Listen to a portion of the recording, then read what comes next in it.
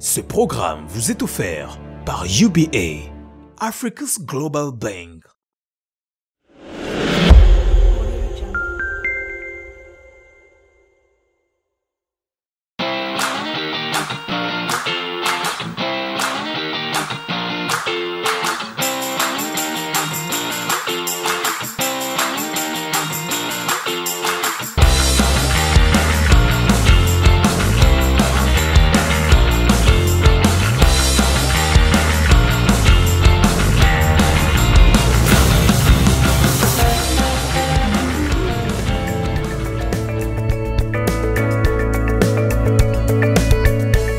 Hello people, welcome to Amazing Women, Femmes Exceptionnelles.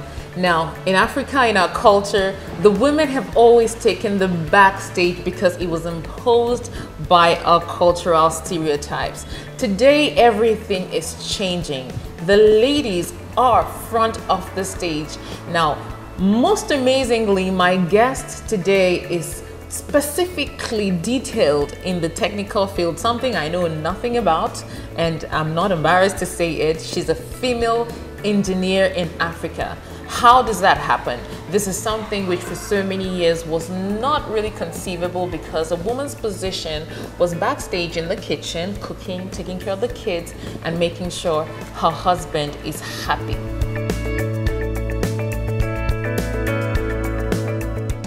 Aujourd'hui, sur ce plateau, nous introduisons une femme forte de caractère, forte de personnalité, forte dans sa carrière, avec un parcours de 13 ans.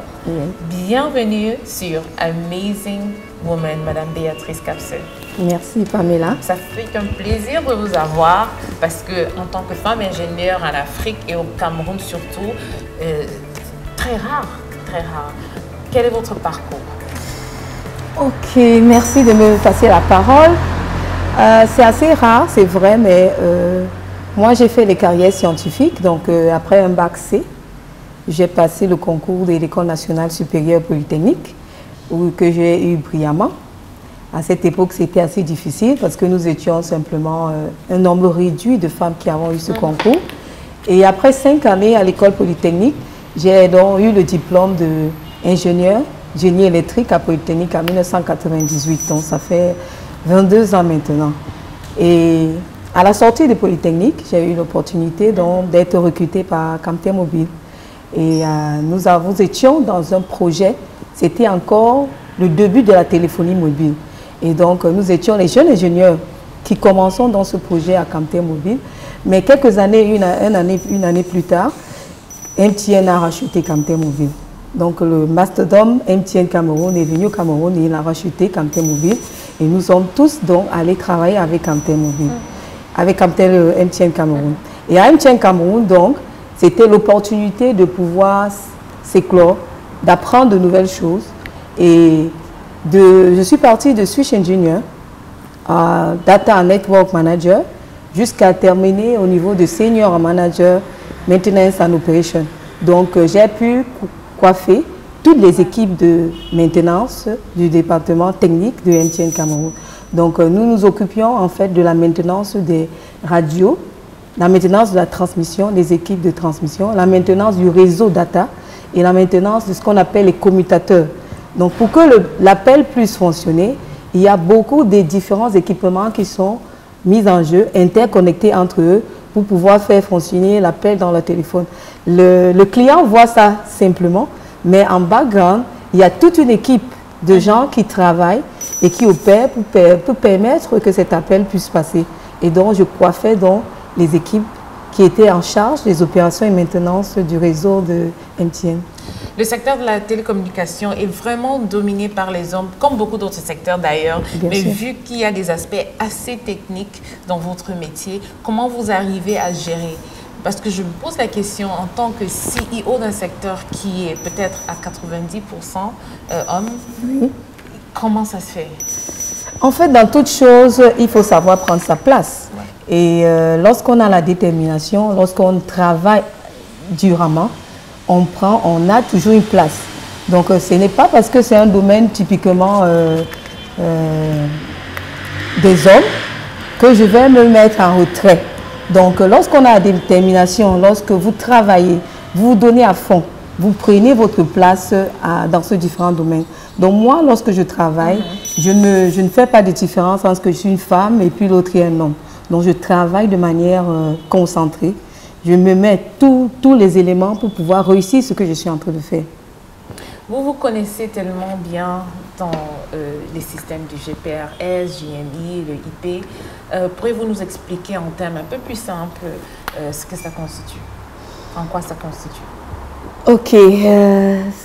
Pour pouvoir expliquer de manière simple, le GSM, c'est un système de communication international qui a des normes internationales. Et donc, ce système a été créé pour pouvoir faire des communications entre des êtres humains. D'un endroit à un autre.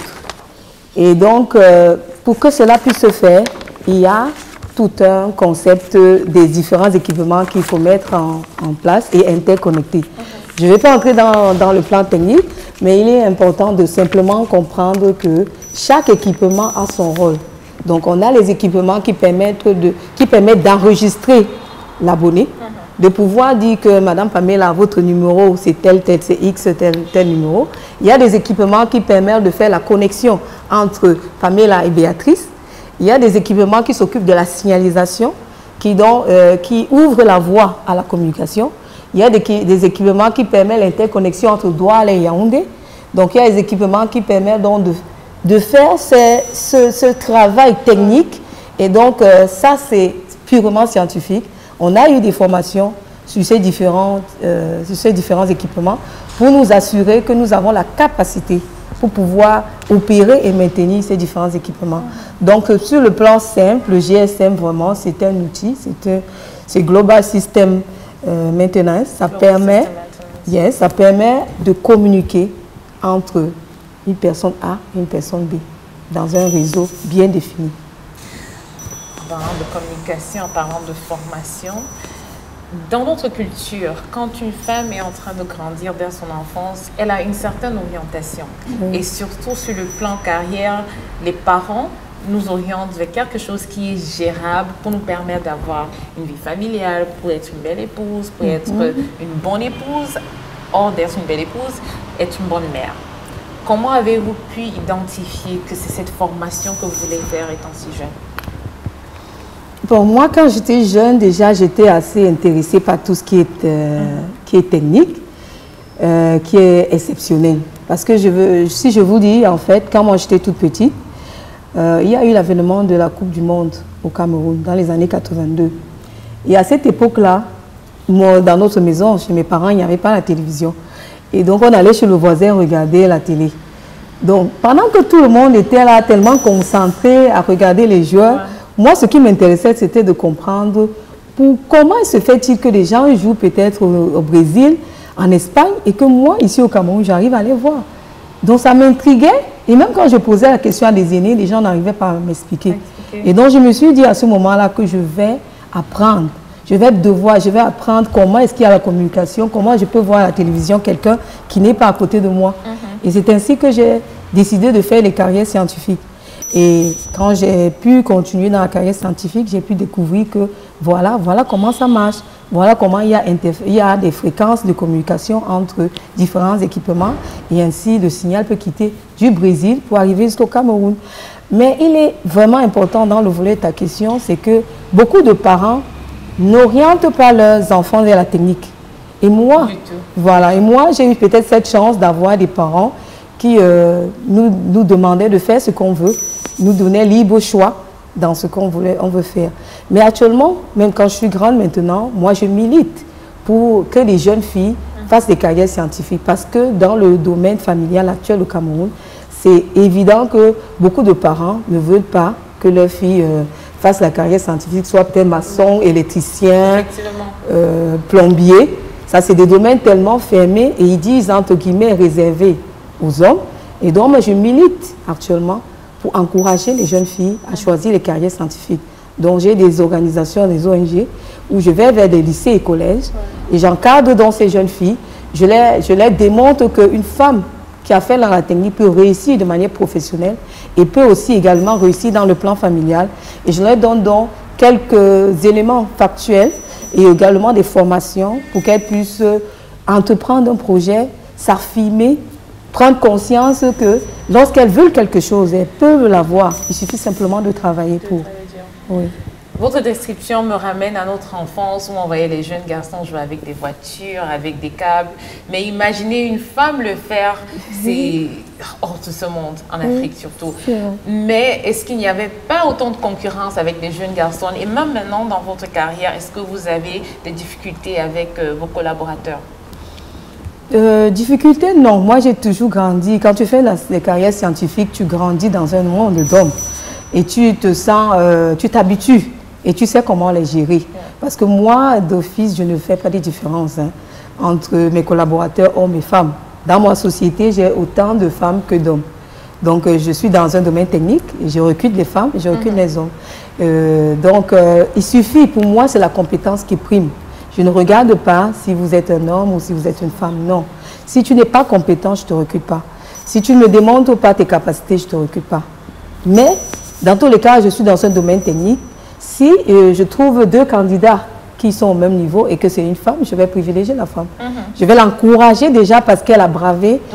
Les ont dit, elle a bravé pour pouvoir atteindre le niveau où elle est, au niveau de la technique. Donc je vais l'encourager et lui donner sa chance. Mais si elle ne réussit pas, je vais me séparer d'elle. Dans l'entrepreneuriat, comme dans la vie en général, c'est important d'avoir un modèle, d'avoir un guide. Est-ce que vous avez eu besoin d'un mentor? Comment ça s'est passé pour vous? J'ai eu un mentor. C'était pas un mentor, c'était un mentor, c'était un manager. Donc, lorsque j'ai commencé à travailler à MTN, nous étions d'abord les Camerounais. Et lorsque MTN Cameroun est venu au Cameroun, il n'y avait que des Camerounais qui quittaient de Camtel Mobile. Par la suite, ils ont amené certains expatriés qui devaient donc nous coacher. Nous étions encore des jeunes ingénieurs et donc nous avions besoin des compétences des aînés et des anciens.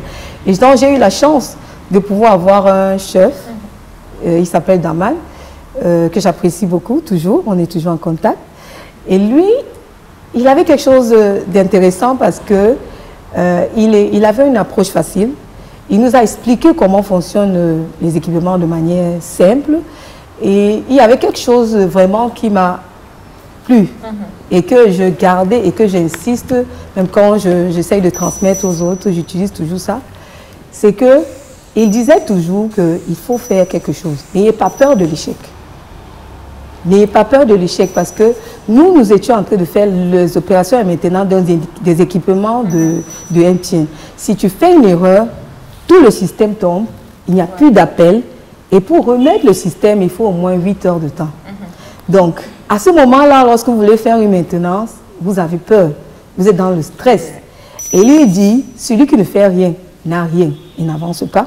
Celui qui fait peut avoir l'échec, mais il apprend de son échec et la prochaine fois, il va faire bien.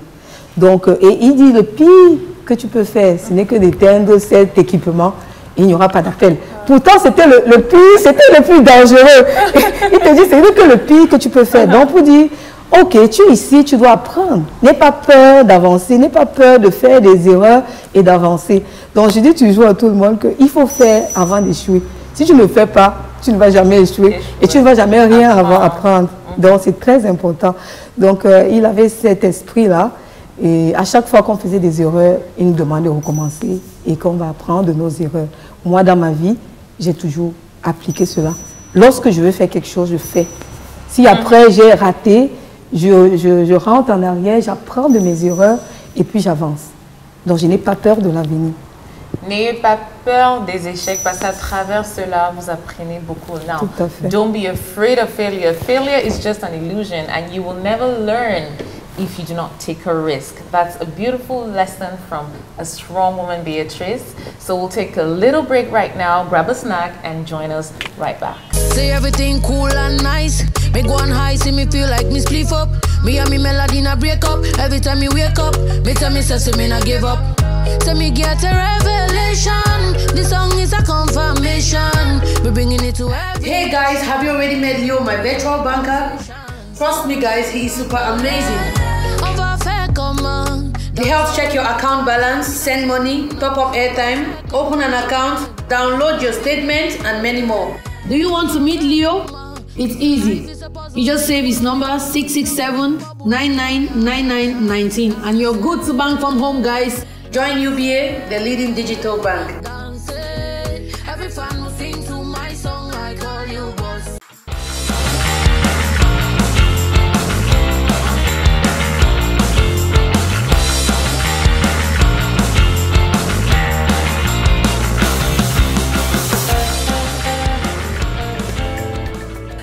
And we're back. Amazing woman, femme exceptionnelle is what we're bringing to you. If you have a hard time discovering women in Africa,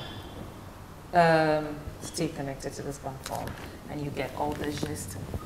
Béatrice, Oui. ça m'intéresse de savoir si on revenait à votre passé, est-ce qu'il y a quelque chose que vous allez faire différemment? Je dirais oui et non. Je dirais non, pourquoi? Parce que à l'instant où on fait quelque chose, on a toujours l'impression que c'est le meilleur choix. Mais comme je l'ai dit plus tôt, on fait un choix, on assume les conséquences de son choix. Et on apprend de ses erreurs pour avancer. Donc, mais lorsqu'on a fait ce choix et qu'on a appris de ses erreurs, dans le futur, on ne va plus faire les mêmes choses. On garde en mémoire ce qui s'est passé, les conséquences qu'on a eues, et on avance, et on devient beaucoup plus forte pour pouvoir surmonter les différents problèmes qui peuvent arriver dans le cours de la vie. Être à la tête de Powerlink, je suppose que ça demande beaucoup de travail, beaucoup d'heures. Et dans votre filière, c'est sûr qu'on vous appelle peut-être à 2h, 3h du matin, like the system is down, come check it. Comment vous arrivez à trouver le juste milieu avec la vie familiale? Oh yes. Powerlink, c'est une société, et donc je suis la directrice, la promotrice de la directrice. Donc j'ai des employés, j'ai des collaborateurs avec qui on mène le bateau de Powerlink. Donc, et forcément, chacun a ses responsabilités dans la société. Et on partage les tâches. Donc, à un certain moment, il faut déléguer. Il faut pouvoir responsabiliser les gens.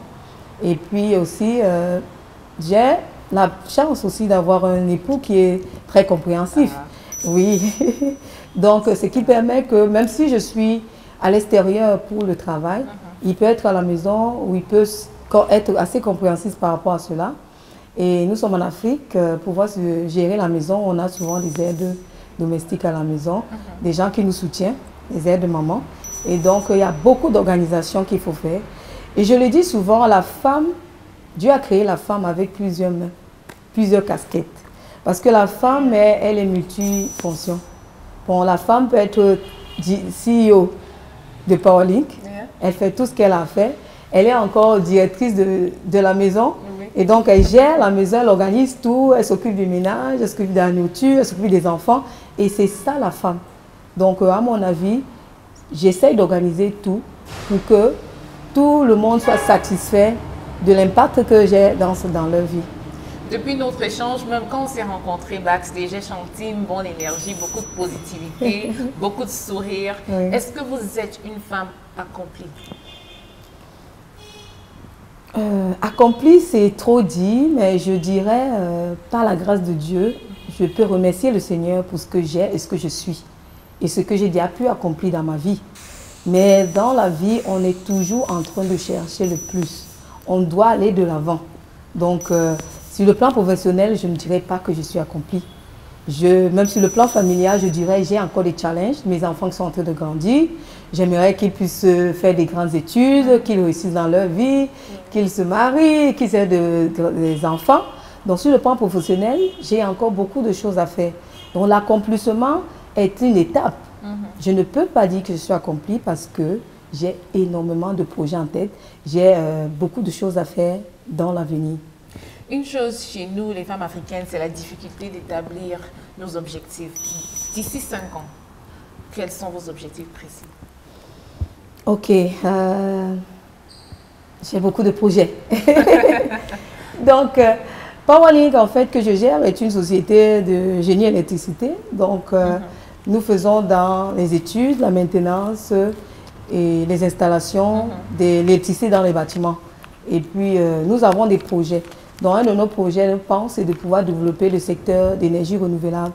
Donc, nous sommes en phase de planification et nous aimerions pouvoir apporter donc à la population camerounaise de l'énergie renouvelable à moindre coût, des kits où chacun pourra, que tu sois à Douala, à l'est, au nord, au sud, que tu puisses venir à Powerlink, tu dis, s'il vous plaît, j'ai besoin d'alimenter une télé, un frigo, 10 ampoules, on vous donne la solution à moindre coût. Donc nous sommes dans cette étude-là et nous allons mettre en place des kits, on appelle ça des kits solaires, à la disposition de la population à moindre coût. Et un autre pan de projet, c'est dans la vision de Powerlink, nous sommes allés vers d'autres fabricants.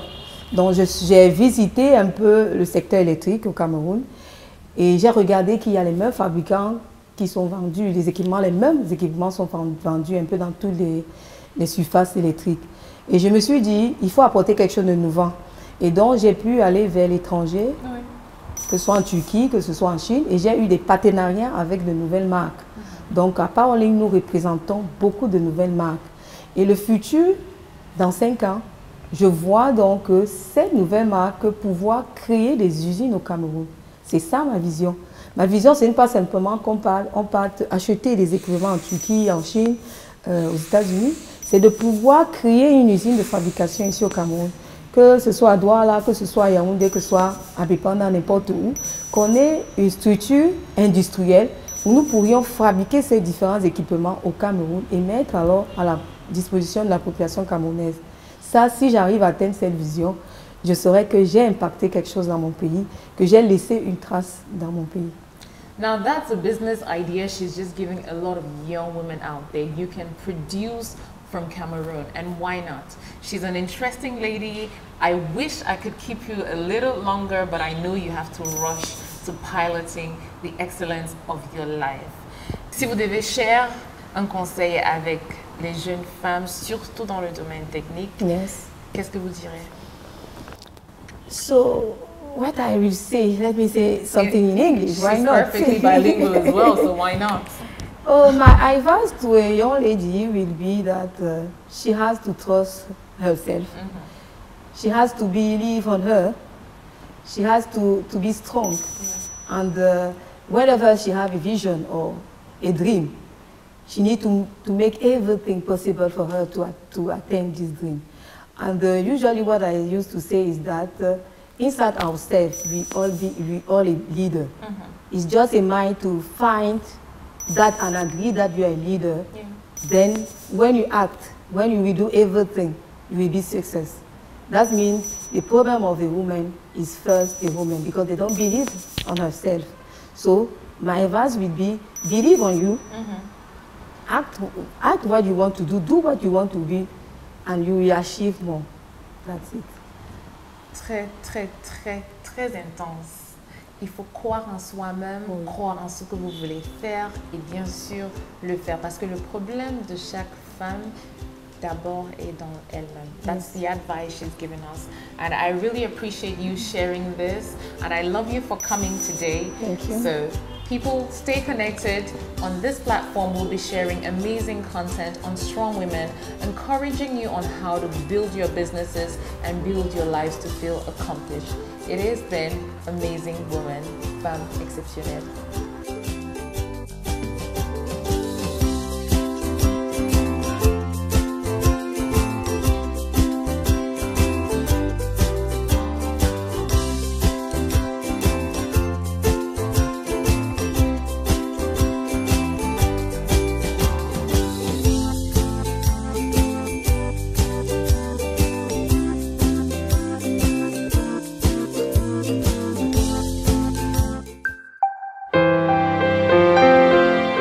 Ce programme vous était offert par UBA, Africa's Global Bank.